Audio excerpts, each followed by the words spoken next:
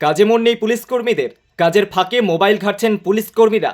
যখনই সুযোগ থাকছে অফিস আওয়ারেই রিল তৈরি করে সোশ্যাল সাইটে পোস্ট করছেন।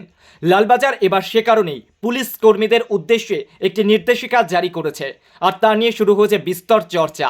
কারণ এই পুলিশ কর্মীদের একাংশ সোশ্যাল মিডিয়াতে আসক্ত হয়ে পড়েছেন বলে অভিযোগ।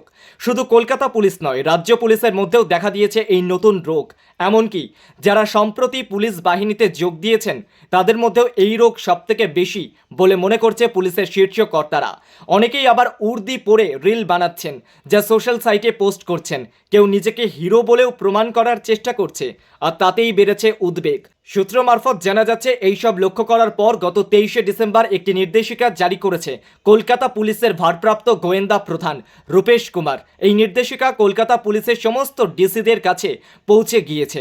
Bureau of Kolkata research and development গাইডলাইনকে উল্লেখ করে এই নির্দেশিকা তৈরি করা হয়েছে, যার জেরে সোশ্যাল মিডিয়া ব্যবহারের নিয়মনীতি বেঁধে দেওয়া হয়েছে।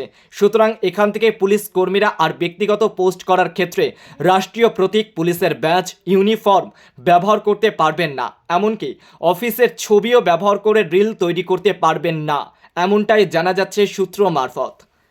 আর এই নির্দেশিকা নিয়ে পুলিশের উচ্চ স্তরের কর্মী থেকে নিচু স্তরের কর্মী বা পুলিশ অফিসাররা কেউই মুখ খুলতে চাইছেন না। তবে কানাঘুষো যেটুকু চর্চা হচ্ছে তাতে উঠে এসে বেশ কয়েকদিন ধরে লক্ষ্য রাখা হচ্ছিল বেশ কয়েকজন পুলিশ কর্মীকে, যেখানে দেখা যাচ্ছিল পুলিশ কর্মীরা নিজেদের শৃঙ্খলার বাইরে গিয়ে কাজ করছেন। কার্যত মোবাইলেই ব্যস্ত থাকছেন বেশিরভাগ পুলিশ। সেটাকেই লক্ষ্য করে লালবাজারের তরফ থেকে এবার পরিষ্কারভাবে নির্দেশিকা পাঠানো হয়েছে পুলিশ কর্মীদের কাছে, এমনটাই খবর সূত্র মারফত। সূত্রের আরও খবর, নির্দেশিকা অমান্য করলে অফিসিয়াল সিক্রেট আইন, central civil service contract rule, তথ্য প্রযুক্তি আইন, all India service conduct rule অনুযায়ী শাস্তি হবে সেই পুলিশ কর্মীর।